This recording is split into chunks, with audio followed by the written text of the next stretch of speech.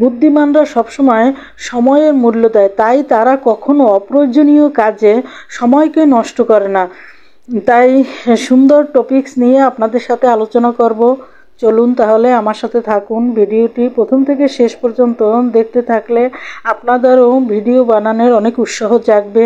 তাই আপনাদের যেন আমার মতো ভিডিও বানানোর উৎসাহ জাগে, আপনারা যেন কাজে মনোযোগী হয়, সেই সম্পর্কে আপনাদের সাথে আজকে সুন্দর আলোচনা করব। আমি সবসময়ের জন্য অন্য মানুষের ভিডিও দেখতাম, তখন দেখতাম কি অজপরা গায়ের অশিক্ষিত মূর্খ 60-70 বছর বয়সী মহিলারা যাদের দাঁত পড়ে গেছে তারাও ভিডিও বানিয়ে, যাদের চাল চুলা নাই, শক্তি সামর্থ্য নাই, তারপরেও তারা ভিডিও বানিয়ে টাকা ইনকাম করতে পারতেছে। তাইলে আমরা কেন বসে আছি? তাই আমার মধ্যে একটা উৎসাহ জাগলো। সেই থেকেই আমি ভিডিও তৈরি করা শুরু করলাম। আমি মনে মনে ভাবলাম আমার হাত ঠিক আছে, পাও আছে, শক্তি সামর্থ্য আছে, আমার সময় আছে, তাইলে আমি সেই বুড়ো মহিলা যদি ভিডিও বানাতে পারে তাহলে আমি কেন পারবো না? সেই থেকেই আমার মনের মধ্যে একটা উৎসাহ জাগলো, অনুপ্রেরণা হলো যে আমারও বানাতে হবে।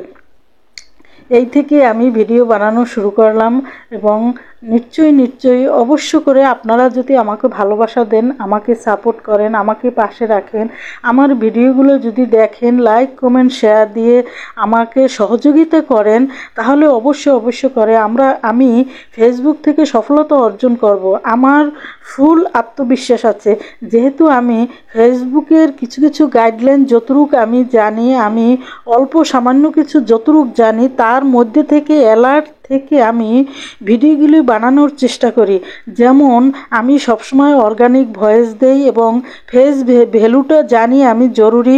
ফেসবুকে যেহেতু কাজ করতেছি, তাহলে ফেস দেখাবো না, তাইলে ভিডিও বানানো কি দরকার ভাই? এজন্য ফেস ভ্যালু আমি সবসময় মূল্য দেই। তারপরে অর্গানিক ভয়েস দিয়ে ভিডিও তৈরি করি। অন্য মানুষের ভিডিও কখনোই আমার ফোন দিয়ে আমি আপলোড করি না, এটা রুলসের নিয়মের বাইরে যতটুকু জানি আমি।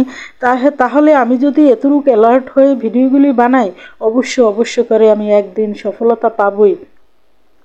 আমি সবসময়ের জন্য জানি কপিরাইট না হয়, সেভাবে চেষ্টা করে ভিডিওগুলি তৈরি করি এবং সবসময়ের জন্য নূতন পুরন সব ইউজারদের সাথে আছি এবং সবসময়ের জন্য তাদের সাথে সুসম্পর্ক রাখার চেষ্টা করি।